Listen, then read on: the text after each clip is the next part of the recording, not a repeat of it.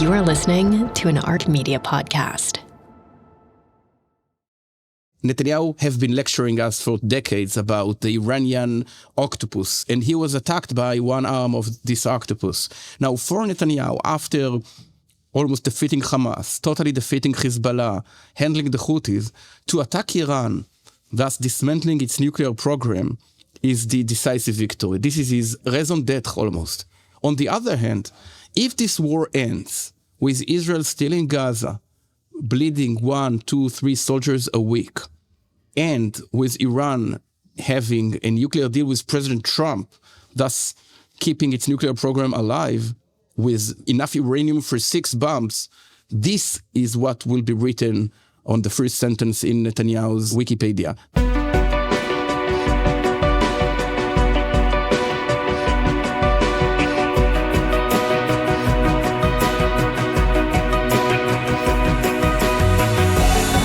It's 10 a.m. on Wednesday, May 21st here in New York City. It is 5 p.m. on Wednesday, May 21st in Israel as Israelis wind down their day. A lot has unfolded in the past few days.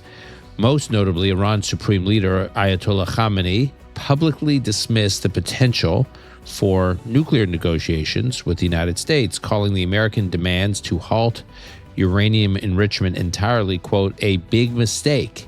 This comes as the U.S. Special Envoy, Steve Witkoff, who's overseeing Iran negotiations, has been signaling, in fact, doubling down on the idea that any deal with Iran would have to be conditioned upon zero enrichment of uranium inside Iran. Speaking of Steve Witkoff, just as it seemed that there might be some progress, as we indicated in our last episode in the introduction, there might be some progress in the hostage negotiations. Prime Minister Netanyahu has just recalled Israel's top negotiators from Doha. The talks are built around what we think of as the original Witkoff framework that Israel's cabinet unanimously approved in January. But ultimately, those talks fell apart after the first phase of the hostage release. Meanwhile, over in the UK, British Foreign Secretary David Lammy has announced a pause in trade talks with Israel, a diplomatic slap amid intensifying international pressure on Israel. Now, there are other countries who have signaled increased pressure as well, notably France and Canada with its newly elected prime minister. The UK, while it has been critical of Israel in the past, this step it has taken is definitely seen as an escalation in a way that the UK has not historically engaged on these issues. And of course, we are hearing through reports that President Trump, on the one hand, is concerned about the humanitarian condition inside Gaza and wants there to be some mechanism for Israel to deal with it. President Trump and Steve Witkoff have both been saying, but Israel's a sovereign country. It's got to fight the war that it needs to fight, and it is not going to get in the way of how Israel fights this military situation. And of course, adding more pressure, on Wednesday morning, Pope Leo XIV appealed for Israel to allow humanitarian aid to enter Gaza, calling the situation in the Palestinian enclave, quote, yet more worrying and saddening.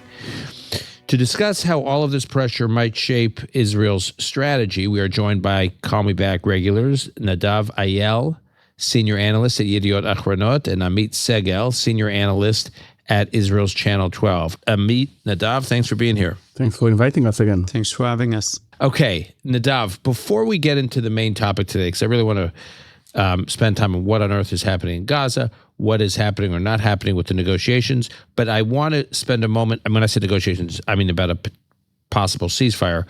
Let's spend a moment on the comments that I quoted there by Iran's Supreme Leader Khamenei, calling the American demands to halt uranium enrichment, quote, a big mistake. What's your assessment of that? That on the one hand seemed like it was a potentially big statement and big move. On the other hand, it could just be posturing. What's your assessment based on the Israelis you're talking to and as to where these negotiations are heading? So these statements, it's not the only statement that was made in the last week coming from Iran. And these statements, they are very much signal to trouble in paradise. And by paradise, I mean the feeling of negotiations between the US and Iran that were rather positive. We heard both Abbas Araghchi, the foreign minister of Iran, and someone who's an expert with its nuclear program, and both the Americans talking about positive developments as to these negotiations. And we're not hearing that anymore. What we are seeing is more and more statements with the Iranians as to enrichment on their own territory as their sovereign right, something that we have heard from the Islamic Republic time and time again. Now, of course, what has also happened is that the US sort of either changed its position or refined its position during the last few weeks. And we have heard this position really building up to the point in which Steve Witkoff, who's managing the negotiations, who's leading the negotiations, has said basically that it's a red line for the United States, enrichment on Iranian territory. Now, is this an opening stance towards conversation? And at the end, the US might agree to what you might label as symbolic enrichment, to a very low level and a very limited amount of enriched uranium. I don't know. But what we do know is that this is not going as positively as it did a few weeks ago. And we have also seen the reports as to Israel preparing a possible strike against Iranian nuclear installations. I'm talking about a CNN report. Now, what's important about this report is the sources of the report.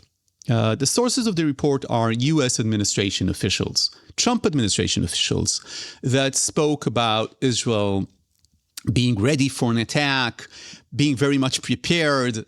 And let me tell you what I read into this report. I read this as an attempt to actually pressure Iran because there was nothing new there. Israel has been preparing for this strike in the last year. It's very much, to an extent, ready, as much as you can be ready to such a strike. And it's a follow-up to that New York Times report of a month or so ago where also said Israel is ready to go. And even though they said Trump waved it off, it was, I think, implicit in that is anyone who thinks Israel's far away from being able to activate some kind of operation is delusional. Yeah, there was nothing new besides me saying, making a mental note. At least 3 Trump administration officials would speak with CNN about Israel ready to move forward with a strike and sort of asking if Netanyahu can do it alone. So let me answer that question. I do not believe that the government of Israel will decide to attack Iran alone against, the White House saying, we don't want this to happen at this point in time. There's absolutely no way. I don't see this happening, that the Israeli cabinet will say, you know what, we're going to risk our strategic relations with the United States, with President Trump, and blow up the negotiations because we decided it's the right time to attack. This is not going to happen. And the fact that this would even be raised as a possibility in that CNN piece seemed to be deliberate to me and aimed to tell the Iranians what the Obama administration told the Iranians at the time. If you're not going to sign an agreement, the Israelis are going to do whatever they need to do. And we in the US understand they might need to do that. Okay. Amit, everything Nadav is describing also has this backdrop of the president's visit to the Gulf last week. And it did, just by watching from afar, it did appear that President Trump has been aiming for some kind of grand deal that could address a whole range of crises all at once, or maybe if not all at once, like in some kind of sequenced way. So I guess I would say that it seems that the Trump administration is more ambitious about what can be accomplished at a macro level in the region than I think the Israeli government thinks is realistic. So A, do you agree with that assessment? And B, if there is this gulf between what Washington wants to achieve or hopes it can achieve and what Jerusalem thinks can be accomplished, how has that changed the relationship between the U.S. and Israel? Well, a month ago, it was very worrying from Israeli perspective because Witkoff, the go-to guy of the Trump administration, said publicly and deliberately that a certain level of enrichment would be allowed by the U.S. I think the picture is a bit different as we speak. We hear more staunch declarations from both Witkoff and, of course, Rubio, etc., which means that the daylight between Israel and the U.S. is shrinking, not disappearing, but shrinking. And the question is still unsolved. Is there going to be a deal that the U.S. would see as a good deal with Iran and that Israel would see as a horrible deal? A deal that Israel wants is the Iranian version of the Libyan deal, thus dismantling each and every facility to produce nuclear weapons. And in addition, the Iranian version, which would include dismantling the ballistic missile program made by Iran. Israel would want as well dismantling all the octopus arms, the Houthis, Hezbollah, etc., but I'm not sure it's feasible. So here's the question. First, are the negotiations going to fail? And we'll see it in a few weeks. And second, if it succeeds, is there any option that Israel sees a deal at sight or a deal signed and decides to attack Iran in order to prevent this deal, or because of its fears that this deal would not stop Iran from obtaining nuclear weapon in the future? This is the main question. My answer is no. I don't think there is an option that the U.S. will reach a deal or will get close to reach a deal and Israel attacks in order to prevent it. To be clear, the reason Israel would not do that, Amit, is because if everyone knows how much Trump likes a deal, and if President Trump is getting close to a deal, it's not in Israel's interest to look like the party that is upending this progress that President Trump has made. Israel can attack Washington. It would be more efficient in this case, because this is directly trying to hit and destroy an achievement, a diplomatic achievement by President Trump. The situation, however, is getting very, very interesting and very tensed, because from what I hear, the preparations for a possible attack on Iran's nuclear program are in its highest level, even more than in 2012. The year 2012 is very, very important, because in 2012, the then Prime Minister, Benjamin Netanyahu, was about to attack Iran, and he was allegedly stopped by the security establishment. However, we were very close in September 2012 to a point in which Israel would attack Iran. The then Defense Minister, Ehud Barak, even gave an interview to Haaretz describing that Israel would not be the same state if we don't attack. So when people in the establishment describe the 2025 situation as more severe and more dramatic than 2012, it definitely means something. I want to say you are a student of Prime Minister Netanyahu. You've been following him closely his entire career. I know him somewhat, and I have been struck over the years that if I think about an issue that he is most passionate about when it comes to geopolitics and foreign policy, it has been about stopping Iran from getting a nuclear bomb. I've seen this when he was prime minister. I've seen it when he was finance minister. I've seen it when he was head of the opposition, when he was schlepping around the world, going to state capitals in the U.S., trying to get state governments to divest from Iranian companies. I mean, this has been his obsession now I've been tracking it for almost 2 decades. And as someone who's close to him put it to me, this is why he was put on the earth. If he does have a Churchillian complex, I'm not sure he does, but if he does have a Churchillian complex, it would seem that it's on this issue that he has it. And if this really is the last chance to really deal with Iran's nuclear program, how much do you think that weighs on him? That the idea that he could carry on, that we're in a world in which some kind of deal, and we can debate what the deal looks like, but there's some kind of deal that it's obvious to everyone that there's really no way to stop Iran from getting a nuclear weapons capability, that it's on that track. It may not be a fast track, but it's on that track and there's no stopping it. The idea that given that this has been so much capital, so much energy of Netanyahu's career has been invested in heading that off, and that it's happening, doesn't that weigh on his decision-making? Absolutely. But here's what makes it even more dramatic. It's either a decisive victory or a resounding defeat, because Israel was attacked on October 7th by two Iranian commando divisions. This was Netanyahu's greatest failure, darkest That's what you moment. mean. When you say Iranian, you mean Hamas. It was Hamas, but you're saying they're a proxy of Iran. So I just want our listeners to understand. Netanyahu have been lecturing us for decades about the Iranian octopus, and he was attacked by one arm of this octopus. Now, for Netanyahu, after almost defeating Hamas, totally defeating Hezbollah, handling the Houthis, to attack Iran, thus dismantling its nuclear program, is the decisive victory. This is his raison d'etre almost. On the other hand, if this war ends with Israel still in Gaza, bleeding 1, 2, 3 soldiers a week, and with Iran having a nuclear deal with President Trump, thus keeping its nuclear program alive with enough uranium for 6 bombs, this is what will be written on the first sentence in Netanyahu's Wikipedia. And that's why the decision is even more dramatic, yes. It would be easier for Netanyahu now to decide to attack Iran had the president been Barack Obama or Joe Biden.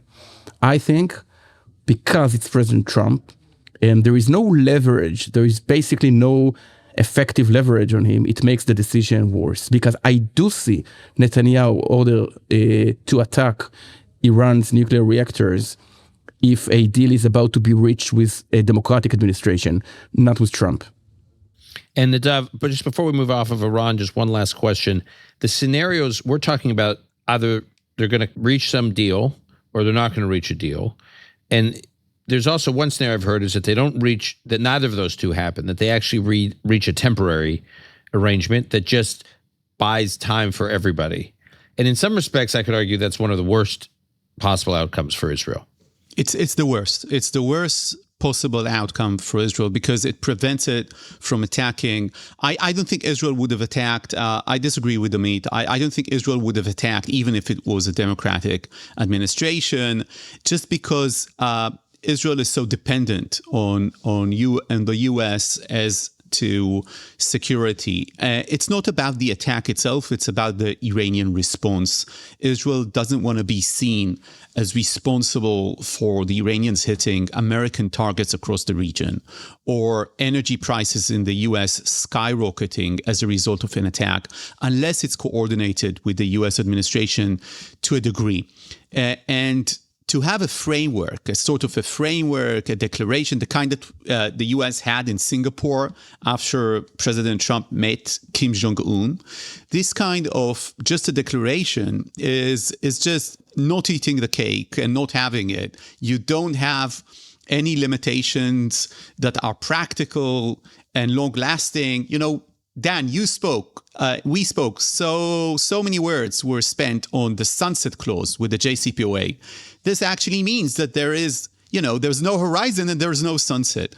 And that prevents Israel from attacking, definitely. And it also doesn't give us the assurance that Iran is stepping away from its nuclear program, stepping away from its ballistic program. By the way, Marco Rubio this week made an important statement as to what is on the table of the negotiations and what isn't. He was asked if they are talking with Iran as to its support for regional terror. And he answered that these sanctions are going to be there, meaning he said these sanctions as related to Iran's funding of terrorist organization, Hezbollah and others across the region, that's still going to be there. It's not part of the negotiations right now. And I hope that would change. But I mostly hope that these sanctions would not be lifted unless the Iranians are willing to make this kind of move. And what the statements by the Supreme Leader are saying, Dan, is that they're not ready to do that as of yet.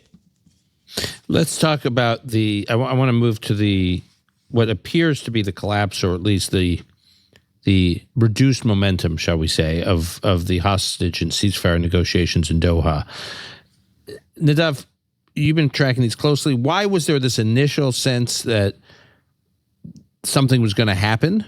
And in our last episode, in the introduction, I cautioned that there's a lot of excitement and hype, but we should be cautious. But there was this excitement, and there was the sense that something was on the cusp of happening.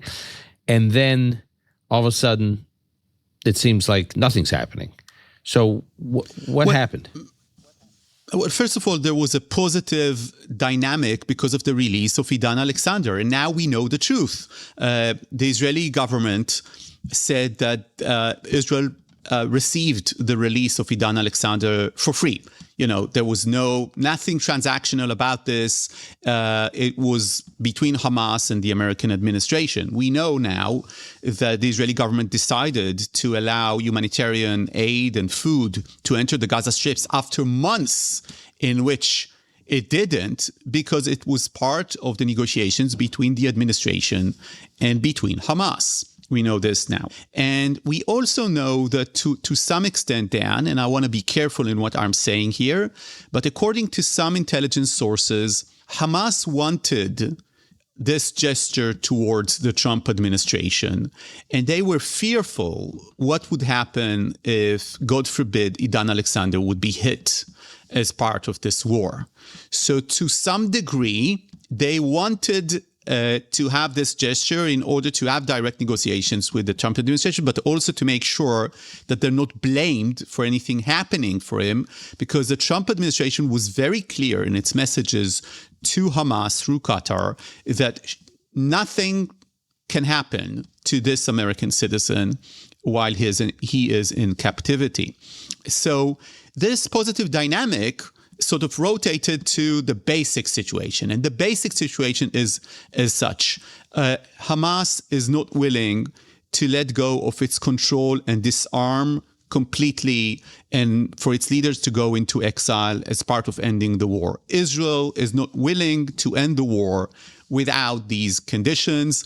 Hamas is not willing to release hostages unless it gets a guarantee not from Israel, it doesn't trust Israel, but from the US administration that it's going to happen.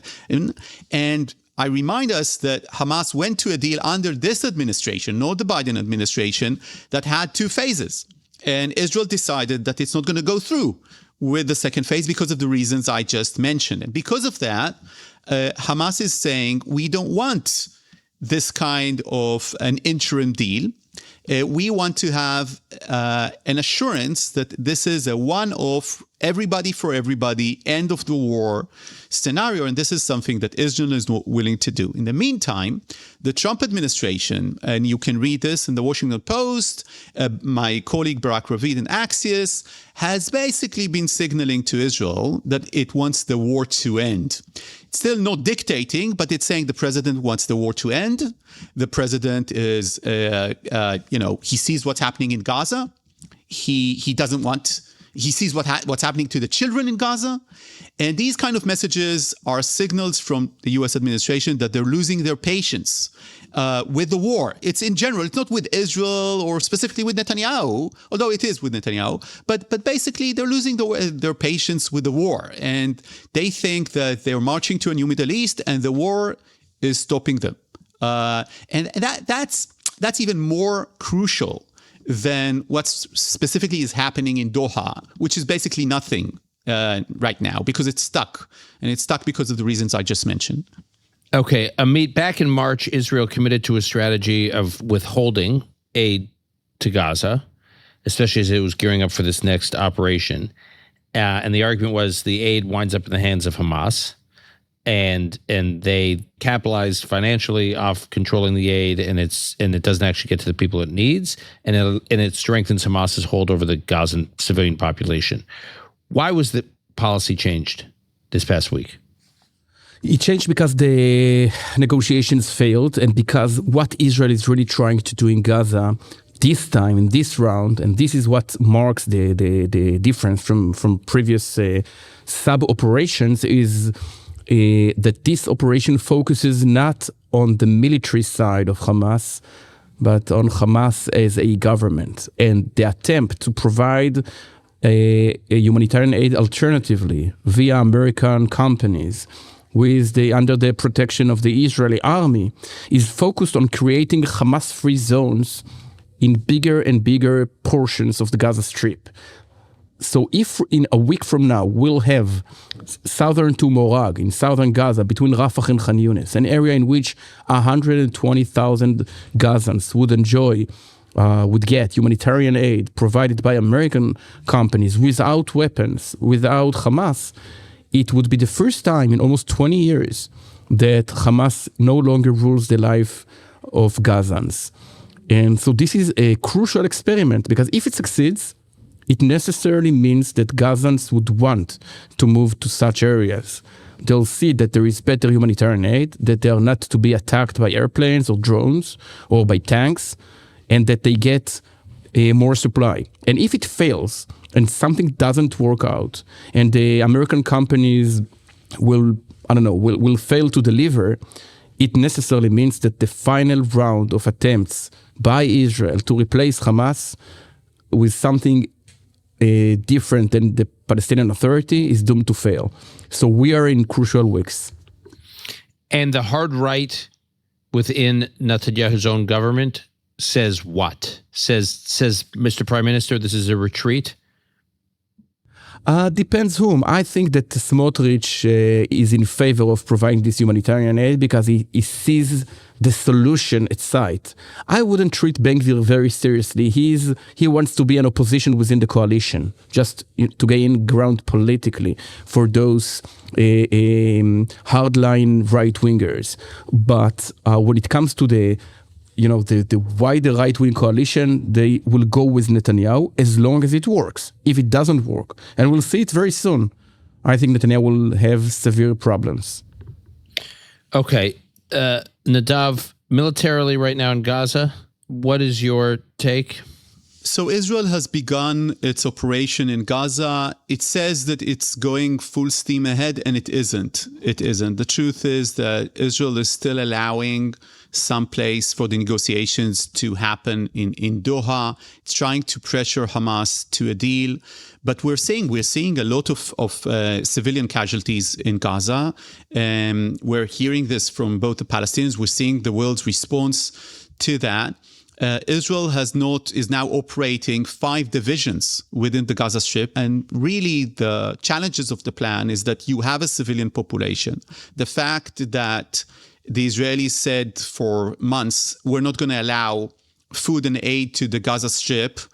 And now they've allowed this week. And there is international criticism, means that Hamas feels emboldened. They feel emboldened because they're seeing that the international community is severely criticizing Israel. And they're seeing that humanitarian aid and food is entering the Gaza Strip as the IDF is rolling. Now, the question is, operationally speaking, can you come into a point, Dan, in which Hamas would be isolated in a spot or 2 spots in the Gaza Strip, and you'll have the population in another place, and you basically know where the hostages are? That's a big question, so that they won't be hurt during this operation. But the operation is rolling ahead, and it will intensify if the negotiations break completely, or if there isn't a phone call coming from the White House that says you need to stop. The feeling with Israel's government is that the clock is now ticking to the point in which the White House might say, you need to wrap it up. We don't care how, but you need to start wrapping it up. And I think that there's an agreement within the Israeli political sphere that this phone call is going to come at a certain time. Yeah, I know that's the concern. I'm skeptical that it will come in that direct a way, but we'll see. Amit, anything to add on that, just in terms of the military operations in Gaza and the strategy? I agree with Nadav and with you. Yes, the White House and President Trump would have wanted this war to end. They don't really care how. They are still for emigration. They're still for Israel defeating immigration Hamas. of Palestinians from Gaza. Yeah, not of Israelis to Poland. Yeah. Anyways, I don't really know whether they will decide to say, wrap it up and end this war. I think it would be more in a more gentle way, as much as Trump is doing something gentle, but they're very big on gentle. Yes, exactly. He's not a man of big words, but if to quote President Trump, we'll see what happens. Yeah. I want to ask you guys, before we wrap up, a couple quick things. One, in June, there are reports now that Saudi Arabia and France are planning to convene a peace conference in New York, with the goal of establishing, and this is unclear exactly what this means, some kind of path to Palestinian statehood. There are other countries in Europe that are supporting this. Nadav, is this really worrisome from Israel's perspective, or is this kind of more of the same? And I guess generally, if it really is something for Israel to worry about, where do you think it's heading? Look, I don't think that in general these talks about recognizing Palestinian statehood are something that Israel needs to worry about, because, Dan, you remember this, Amit remembers this, recognizing Palestinian statehood, having Palestine a seat in the UN, these are things we already seen. We already saw, Yasser Arafat declaring Palestinian statehood, right? So it's not about that. It's about, here's where we are at right now. And I think this cannot be downplayed. Israel is in a very difficult and isolated spot internationally. The association agreement between Israel and the EU, the EU is the number one trade partner of Israel, not the United States.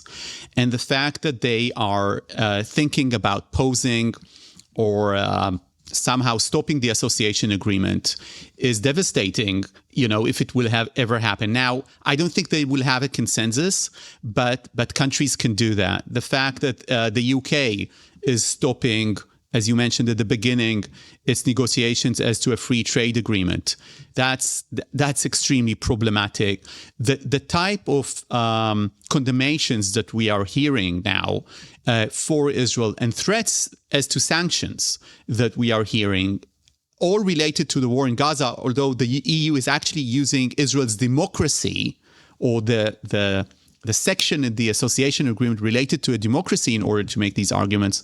These are big problems, and here is something important there. Where's the U.S.? Where's the phone call from the White House to these countries saying, "Don't go there"? You want us to be on your side with Ukraine. You need us for this and that. And maybe the U.S. is working its way. I'm not making, an accusation here. I don't know. I'm really factually asking, and I'm going to try and check out what the U.S. has been doing in that regard. But if they keep hearing from the White House that it's critical of what's happening right now, and they're also seeing, the president traveling to the region, visiting Saudi Arabia, visiting countries that are very critical, more critical than Western countries as to the war in Gaza. And I think that they are seeing this as an authorization. And there was the Houthi agreement. There are several things that have happened in the region, and they're piling on us. The EU right now and other countries. And they're also seeing what's happening in Gaza. They're asking, what's your vision as to Gaza? What do you want to do there? Yeah. What's the plan? Something that the Biden administration told the Netanyahu administration. I'll just say, Nadav, I hear you on the one hand. On the other hand, these pressure points on Israel get hyped. Like when President Trump was in the Gulf, we were reading in the Israeli press that Mahmoud Abu Mazen, the head of the Palestinian Authority, was going to be invited to Riyadh and was going to be in a meeting with President Trump and the president of Lebanon and the president of Syria, and that the President Trump there was another report saying President Trump was going to acknowledge, while not support, sort of express respect for the Saudi position that there must be some path to Palestinian statehood before Saudi Arabia can normalize with Israel, and that Trump would almost be backing Saudi Arabia's position. There was all this hysteria in the press, and none of these things happened.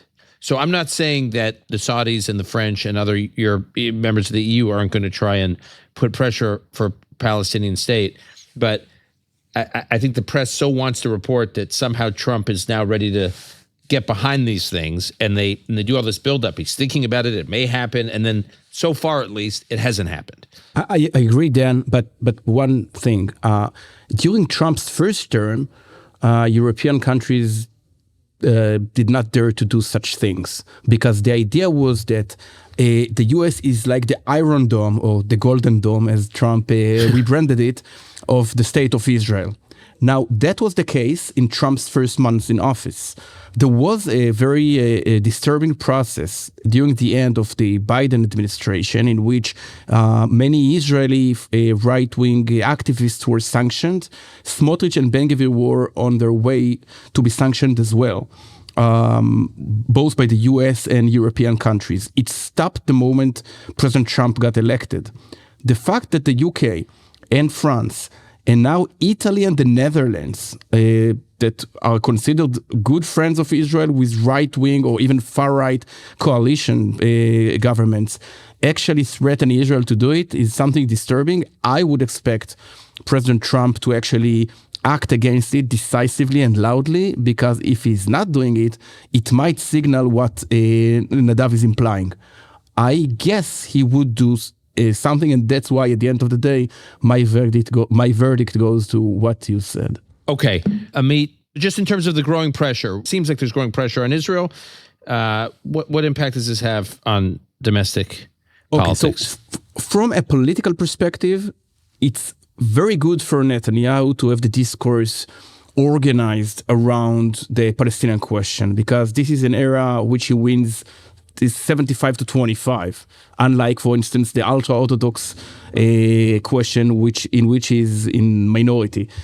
However, if there is a sense of failure, of isolation, of flights not going from Tel Aviv and to Tel Aviv, plus those sanctions, I'm not sure it would help Netanyahu in the long run. He want to come to the election when Israel is way stronger than it was on October 7th.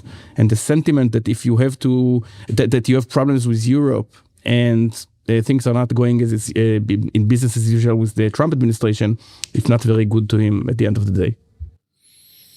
And finally, Amit, the head of the Democrats party in Israel, the Yair Golan, who has been a guest on our podcast, this is the merger that's an amalgamation of the former Meretz Party and the former Labor Party, had, I thought, some language that was unprecedented, at least during the war, from a current Israeli politician. There have been former Israeli politicians who've said versions of this, but not someone who's seen as a rising star in Israeli politics and could populate, in some capacity, the leadership of in some role, a future government.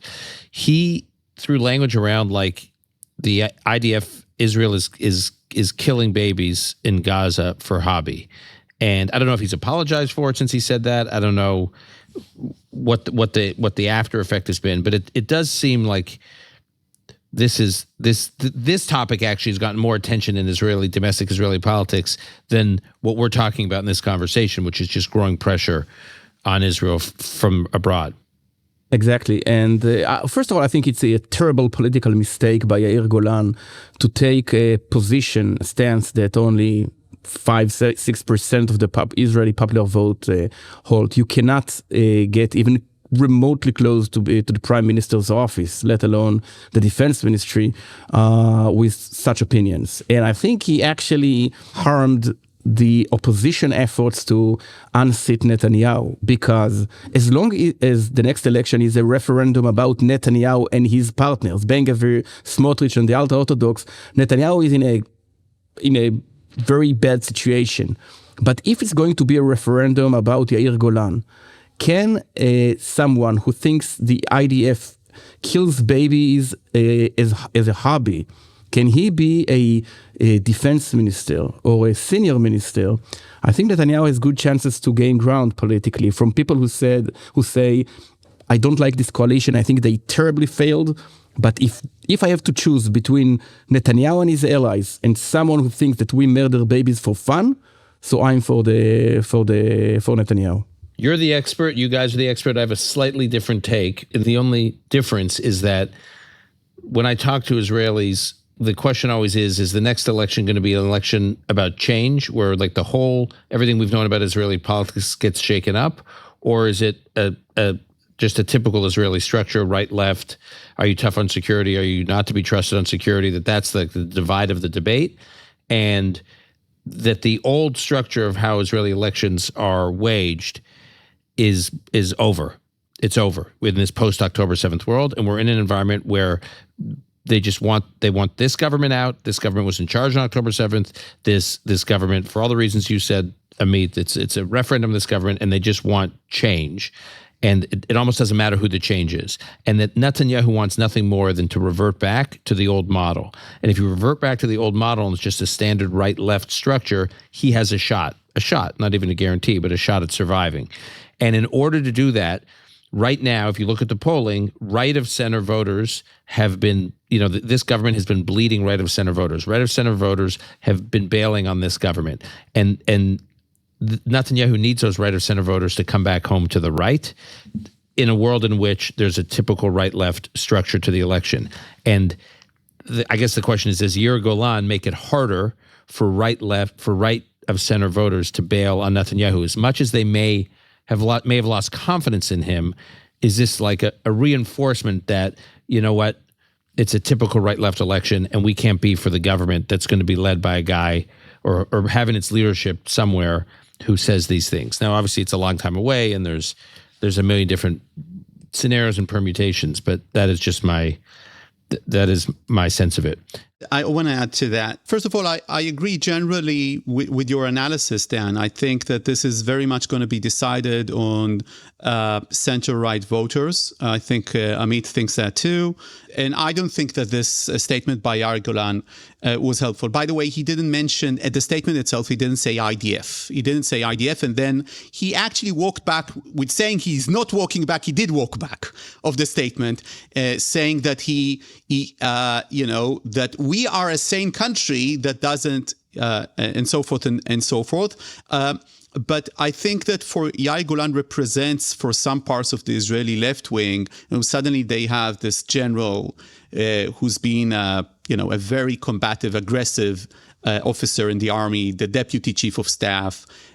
All his kids are serving in the army. In the latest video, he said that one of his sons is going to go back to Gaza right now. And then he comes and he criticizes the government, and he's not shy about it. He's not walking back, and he's not trying to appeal to the center right. Now, again, I think that if you let go of those 8 to 10 seats of the Knesset of the center right, Netanyahu is going to be the next prime minister. If the center left is not going to appeal to them, it's over. It's over for them. And another thing which I find interesting, we had so many statements that were so damaging by Israeli ministers saying, let's throw a nuclear bomb on Gaza. The finance minister, Smotrich, who said, we're not leaving a stone in Gaza, we're destroying Gaza, or something like that. Members of Knesset were basically saying we need to attack civilians as we are attacking non-combatants because they're supportive of terror, all kinds of statements like that. Nadav, I had this exact argument with Alon, who, because he's producing this episode but isn't a guest on it, can't speak for himself.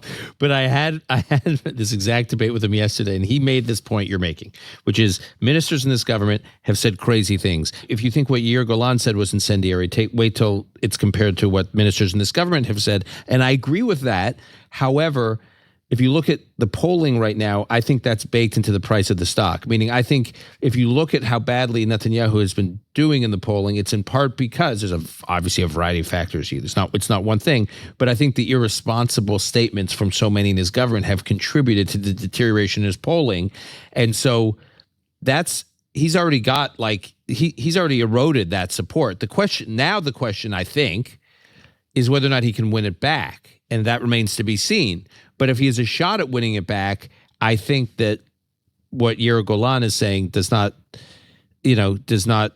only helpful to Netanyahu in winning it back. I'm not saying he can, but I think it does give him a little bit of fuel to be able to say, yes, some people around me have said crazy things, but you want to put that guy in charge? So that would be my counter to that.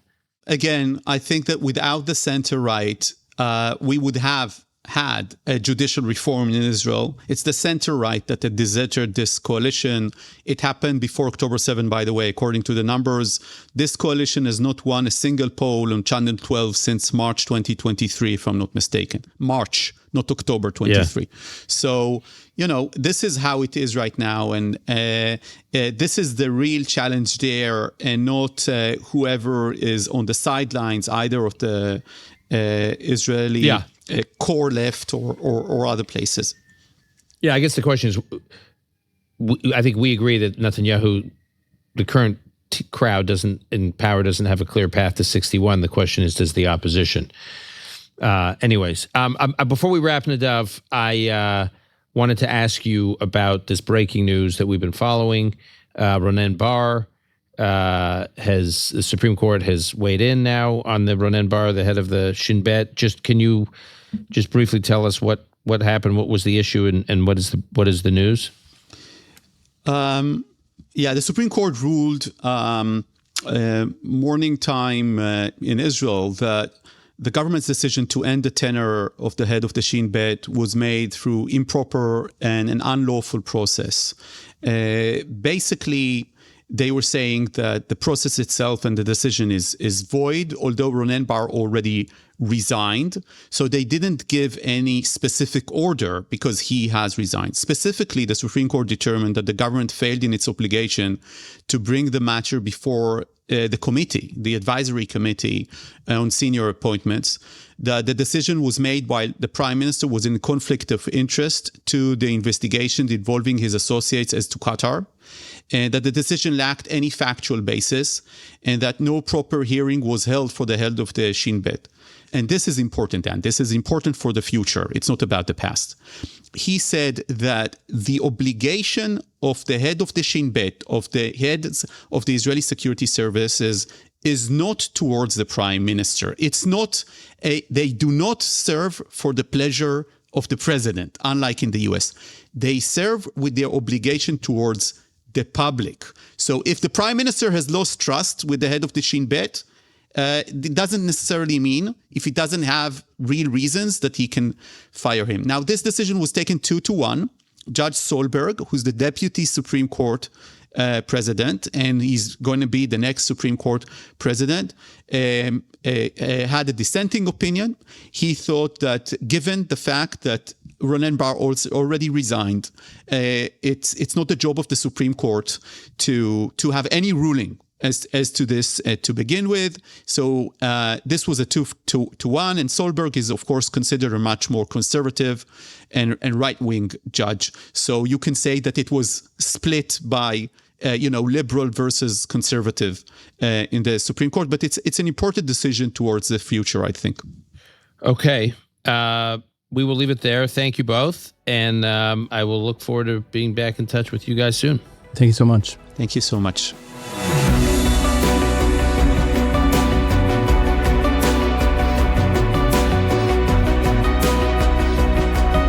That's our show for today. If you found this episode valuable, please share it with others who you think may appreciate it. Time and again, we've seen that our listeners are the ones driving the growth of the Call Me Back community, so thank you. To offer comments, suggestions, sign up for updates, or explore past episodes, visit our website, arkmedia.org. That's arkmedia.org, where you can also find transcripts with hyperlinked resources, which will hopefully help you deepen your own understanding of the topics we cover. Call Me Back is produced by Alon Benatar. Additional editing by Martin Huergo. Research by Gabe Silverstein. Our music was composed by Yuval Semo. Until next time, I'm your host, Dan Senor.